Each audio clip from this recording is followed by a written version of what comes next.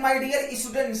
आइए आज हम फिर से एक नए वीडियो लेक्चर के साथ मैं आप सभी के सामने प्रेजेंट हुआ हूं, जो आज का वीडियो लेक्चर अपने आप में बहुत ही महत्वपूर्ण है। गाइस, आज हम एज इफ एज का प्रयोग करना सीखेंगे, जो जैसे मानो कि या जैसे लगता है के सेंस में प्रयोग होता है। मतलब मैं मिला जुला कर यह कहना चाहता हूं कि जिस वाक्य में जैसे मानो कि या जैसे लगता है का सेंस प्रकट होना, वहां पर डाउटलेस आप एज इफ एज का प्रयोग करेंगे।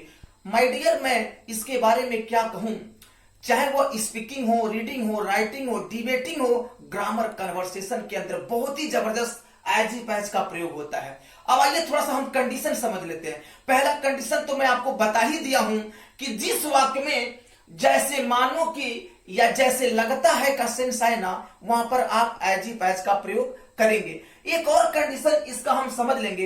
एज इफ एज का प्रयोग तब करते हैं जब एक सब्जेक्ट का किसी दूसरे सब्जेक्ट से तुलना करते हैं, मतलब कंपेयर करते हैं। एक नाउन का किसी दूसरे नाउन से जब हम कंपेयर करते हैं तो एक सेंस निकल के आता है, जैसे मानो कि जैसे लगता है कि। इस सेंस में हम क्या करते हैं, एज इफ एज का प्रयोग करते हैं। कब? जब एक नाउन का किसी दूसरे नाउन से, जब एक सब्जेक्ट का किसी दूसरे सब्जेक्ट से, यानी इसे दूसरे शब्द में आप यूं समझ लें कि जब एक व्यक्ति का किसी दूसरे व्यक्ति से हम जब कंपेयर करते हैं, तुलना करते हैं, तो ऐसे कंडीशन में हम ना एज इफ एज का प्रयोग करते हैं, जैसे मानो कि जैसे लगता है के सेंस में। लेकिन इसके साथ एक बाउंडेशन है, जरा समझ लेंगे। कह रहा है कि सब्जेक्ट चाहे सिंगुलर हो या प्लूरल। देखिए, एज इफ एज के साथ सबसे बड़ा बाउंडेशन यही है ना, चाहे सब्जेक्ट यानी कर्ता सिंगुलर हो या प्लूरल, एक वचन हो या बहुवचन, दोनों ही वचनों के साथ हम सिर्फ वेयर का प्रयोग करते हैं, जिसे शॉर्टकट में हम कहते हैं वर कहते हैं। मतलब सब्जेक्ट चाहे सिंगुलर हो या प्लूरल, एज इफ एज के साथ हम केवल सिर्फ वेयर का ही प्रयोग करेंगे। अब आइए हम एग्जाम्पल के माध्यम से आपको शो करता हूं।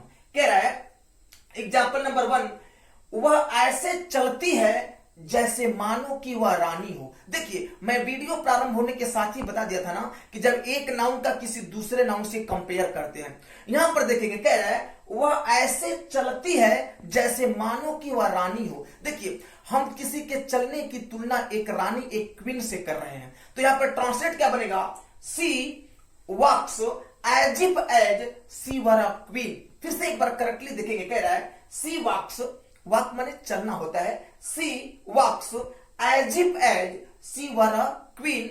वह ऐसे चलती है जैसे मानो कि, या दूसरे शब्दों में आप यूं ही कह सकते हैं जैसे लगता कि वह रानी हो। दूसरा एग्जाम्पल कह रहा है वह ऐसे क्रिकेट खेलता है जैसे मानो कि वह धोनी हो। देखिए, हम किसी को क्रिकेट खेलते हुए देख रहे हैं ना, और उसकी तुलना हम धोनी से कर रहे हैं। मतलब एक सब्जेक्ट का दूसरे सब्जेक्ट से, एक व्यक्ति का किसी दूसरे व्यक्ति से हम क्या कर रहे हैं, तुलना कर रहे हैं। तो कह रहा है वह ऐसे क्रिकेट खेलता है जैसे लगता कि वह धोनी हो। तो ट्रांसलेट क्या बनेगा, he plays cricket as if as he were Dhoni. कह रहा है he plays cricket as if as he were Dhoni. वह ऐसे क्रिकेट खेलता है जैसे मानो कि जैसे लगता है कि वह क्या हो, धोनी हो।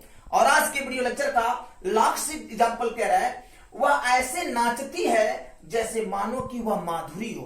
देखिए, हम किसी के नाचने की तुलना माधुरी से कर रहे हैं, तो ट्रांसलेट क्या बनेगा, she dances as if as she were Madhuri. She dances as if as she were Madhuri. वह ऐसे नाचती है जैसे मानो कि वह माधुरी हो।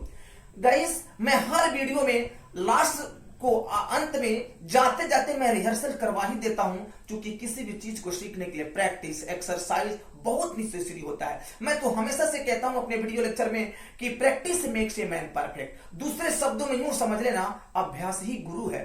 तो प्रैक्टिस, रिहर्सल बहुत जरूरी है। आइए थोड़ा सा 1 राउंड प्रैक्टिस कर लेते हैं। कह रहा है कि वह ऐसे चलती है जैसे मानो कि वह रानी हो, she walks as if as she were a queen. और दूसरा कह रहा है वह ऐसे क्रिकेट खेलता है जैसे मानो कि जैसे लगता है कि वह धोनी हो, he plays cricket as if as he were Dhoni. और तीसरा एग्जांपल, मतलब आज की वीडियो लेक्चर का लास्ट एग्जांपल कह रहा है वह ऐसे नाचती है जैसे मानो कि वह माधुरी हो, she dances as if as she were Madhuri. Guys मैं आशा करता हूं कि आप समझ गए होंगे। मेरे साथ जुड़ने के लिए मेरे चैनल को सब्सक्राइब जरूर कर लीजिएगा और इस वीडियो को अपने दोस्तों के साथ शेयर जरूर करिएगा ताकि अनदर स्टूडेंट्स भी इसका भरपूर एडवांटेज ले सके। बस आज के लिए इतना। Thank you so much.